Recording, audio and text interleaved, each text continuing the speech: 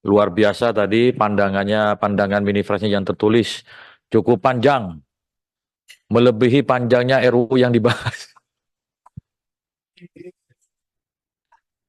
Setelah mendengarkan pendapat ataupun pandangan fraksi-fraksi, selanjutnya kami minta persetujuan rapat. Apakah penyusunan kedua RUU dapat kita setujui? Yuk, luar biasa ini. Persetujuannya singkat, padat. Selanjutnya, agenda berikutnya adalah penandatanganan naskah RUU oleh fraksi-fraksi.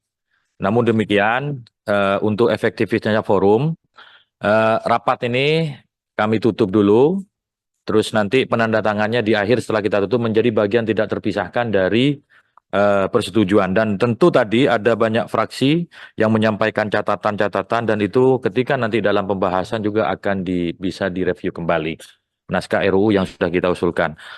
Tadi kita sudah ambil keputusan untuk jadi usul inisiatif ya. Jadi revisi Undang-Undang Kementerian Negara sudah diputuskan untuk menjadi RUU usul inisiatif DPR.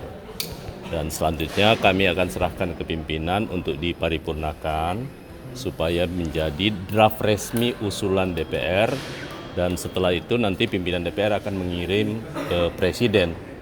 Kita berharap apakah Presiden nanti siapapun yang akan ditunjuk untuk dilakukan pembahasan lebih mendalam dalam pembicaraan tingkat 1 yang akan datang.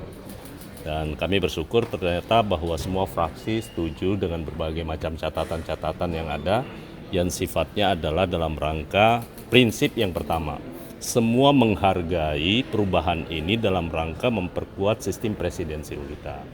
Bahwa presiden itu siapapun presidennya tidak boleh dikunci terkait dengan angka menyangkut soal jumlah kementerian maupun nomenklatur kementeriannya.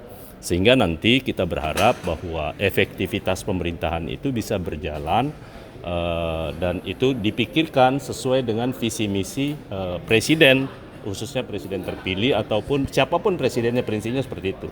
Dan karena itu sekali lagi ini sesuai dengan Undang-Undang Dasar kita.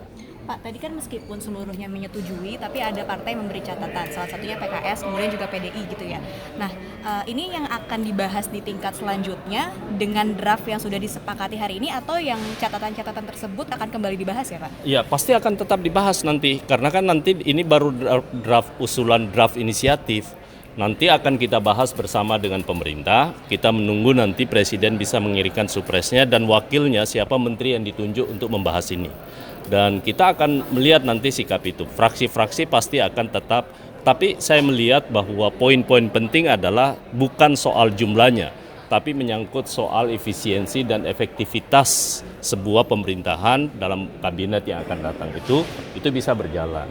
Dan kita berharap, saya yakin juga nanti pada prinsipnya siapapun pemerintahannya, termasuk presiden terpilih, tentu akan mempertimbangkan berbagai macam aspek dan menyesuaikan dengan visi misi yang bersangkutan. Waktunya kapan sih Pak selanjutnya? Untuk pembahasan? Belum, masih cukup panjang. Kita belum tahu kapan diparipurnakan, kemudian menunggu draft supresnya, kemudian itu kan harus dibacakan lagi di paripurna. Kemudian ditugaskan ke siapa, apakah ke Balik lagi atau mungkin di AKD yang lain, kita belum tahu.